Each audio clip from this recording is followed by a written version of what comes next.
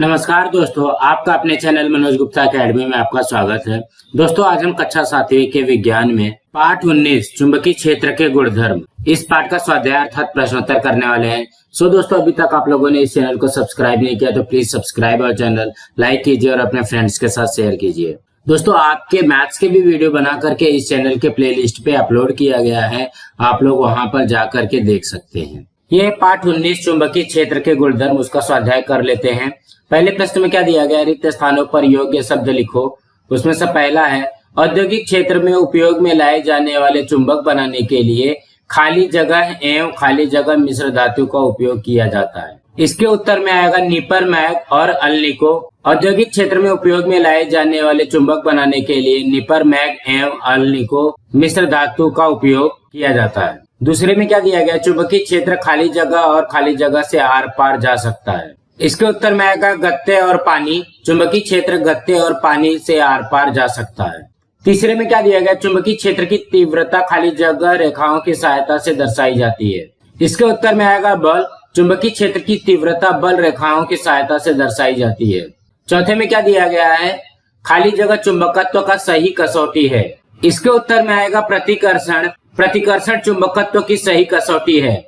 अब हम अगला प्रश्न करते हैं। दूसरे प्रश्न में क्या दिया गया, मैं किससे जोड़ी मिलाऊं। यहाँ पे समूह अ दिया गया, समूह ब दिया गया, इसका जोड़ियां मिलाना है। तो इसके उत्तर में आएगा पहला चुंबकीय दिग्दर्शी सूची चुंबक, दूसरा अलमारी का दरवाजा चुंबक, तीसरा प्रतिकर्षण सजातीय ध्रुव, चौथा चुंबकीय ध्रुव अत्यधिक चुंबकीय बल। अब अगला प्रश्न करते हैं। तीसरे प्रश्न में क्या दिया गया है, नीचे दिए गए प्रश्नों के उत्तर लिखो। उसमें से पहला है कृत्रिम चुंबक बनाने की दो विधियों में अंतर। तो सबसे पहले हमको यह समझना पड़ेगा कि कृत्रिम चुंबक बनाने की दो विधि क्या है और उसमें अंतर बनाना पड़ेगा। तो कृत्रिम चुंबक बनाने के लिए दो विधि है। एक ये विधि है, इसको एक स्पर्शी विधि बोलते हैं, इसको द्विस्पर्शी विधि बोलते हैं। तो अभी हमको इसका अंतर बताना है। यहाँ पे देखो, एक स्पर्शी विधि और द्विस्पर्शी विधि। एक स्पर्शी विधि में पहला, इस विधि में केवल एक चुंबक का उपयोग किया जाता है। द्विस्पर्शी में पहला, इस विधि में दो चुंबकों का उपयोग किया जाता है। एक स्पर्शी में दूसरा, इस विधि में चुंबक द्वारा घिसने की क्रिया चुंबकीय वस्तु के एक सिरे से प्रारंभ की जाती है। द्विस्पर्शी में दूसरा, इस विधि में घिसने की क्रिया चुंबकीय वस्तु के मध्य भाग से प्रारंभ की जाती है। एक स्पर्शी में तीसरा, इस विधि में चुंबकत्व उत्पन्न होने में अधिक समय लगता है। द्विस्पर्शी में तीसरा, इस विधि में चुंबकत्व उत्पन्न होने में कम समय लगता है। एक स्पर्शी में चौथा, इस विधि से निर्मित चुंबक का चुंबकीय बल क्षीण होता है।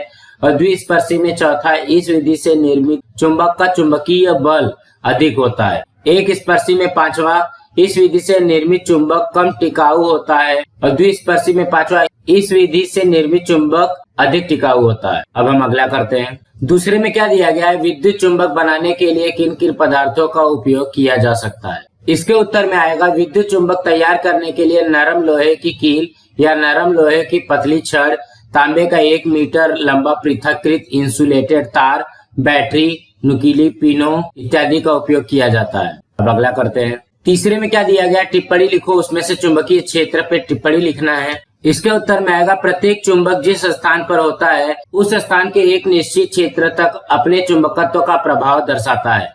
यह प्रभाव उस चुंबक के चारों ओर दिखाई देता है। चुंबक के समीप यह अधिक प्रबल और दूर वाले स्थान पर क्षीण होता है। इस क्षेत्र में रखे गए अन्य चुंबकों पर चुंबकीय क्षेत्र का प्रभाव दिखाई देता है। अतः कोई चुंबक अपने चारों ओर जितने भाग में अपना प्रभाव दर्शाता है उसे उस चुंबक का चुंबकीय क्षेत्र कहते हैं। अब अगला करते हैं। चौथे में क्या दिया गया है, चुंबकीय दिग्दर्शी में सूची चुंबक का उपयोग क्यों किया जाता है। इसके उत्तर में आएगा, सूची चुंबक वास्तव में चुंबक ही है। स्वतंत्र रूप में घूमने वाला चुंबक सदैव उत्तर दक्षिण दिशा में स्थिर होता है। दिक्सूची में इसका उपयोग करने पर नाविकों को प्रत्येक दिशा की सही जानकारी होती रहती है और वे समुद्र में अपने पथ से भ्रमित नहीं होते। अब अगला करते हैं। पांचवें में क्या दिया गया है, चुंबकीय क्षेत्र की तीव्रता और दिशा किसकी सहायता से दर्शाई जाती है, उसे आकृति की सहायता से स्पष्ट करो। तो ये रही उसकी आकृति और उसका उत्तर में आएगा पहला, किसी चुंबकीय क्षेत्र की तीव्रता उस क्षेत्र में उपस्थित चुंबकीय बल रेखाओं की सघनता तथा विरलता के आधार पर दर्शाई जाती है। दूसरा, किसी चुंबकीय क्षेत्र में उस क्षेत्र के इकाई क्षेत्रफल पर लंबवत दिशा में बल रेखाओं की संख्या उस क्षेत्र की चुंबकीय तीव्रता निर्धारित करती है। तीसरा, जिस क्षेत्र में ध्रुवों चुंबकीय बल रेखाओं सघन पास पास होती है उस क्षेत्र की तीव्रता अधिक होती है। जहां अर्थात ध्रुवों से दूर ये विरल दूर दूर होती है, उस क्षेत्र की तीव्रता कम होती है। अब हम अगला प्रश्न करते हैं। चौथे में क्या दिया गया, पहले समय व्यापारी मार्गक्रमण करते समय चुंबक का उपयोग कैसे करते थे, इसकी विस्तृत जानकारी लिखो। इसके उत्तर में आएगा, पहले वाले समय में विज्ञान ने इतनी प्रगति नहीं की थी, इसलिए कोई व्यापारी एक साथ समूह में अधिकतर पैदल ही यात्रा करते थे। समुद्र मार्ग से भी यात्रा करनी पड़ती थी। ऐसे समय कभी कभी वे भटक जाते थे, जो उनके लिए बहुत ही कष्टकारक होता था। इसलिए व्यापारी अपने साथ दिशा का ज्ञान कराने वाला एक साधन का उपयोग करते थे। इन साधन का नाम सूची चुंबक या कुतुब नुमा कहते हैं। इस युक्ति में एक चुंबकीय सुई होती है। यह किसी आधार पर टिकाई रहती है और स्वतंत्र रूप से घूमती है। चुंबक अपने गुणधर्म के अनुसार सदैव उत्तर दक्षिण दिशा में ही स्थिर होता है। इसलिए व्यापारियों को अन्य दिशाएं आसानी से अपने आप ज्ञात हो जाती थी। अतः साथ में कुतुब नुमा होने के कारण व्यापारियों को अपने मार्ग से भटकने का भय नहीं रहता था। दोस्तों, आज हमारा यहाँ पे पाठ 19 का स्वाध्याय कंप्लीट हुआ। दोस्तों, आप लोगों को ये वीडियो कैसा लगा आप लोग कमेंट बॉक्स पे जरूर लिख करके बताइए। इस वीडियो को ज्यादा से ज्यादा लाइक कीजिए, अपने फ्रेंड्स के साथ शेयर कीजिए ताकि उनको भी प्रश्नोत्तर मिल सके, और इस चैनल को सब्सक्राइब कीजिए। नमस्कार दोस्तों।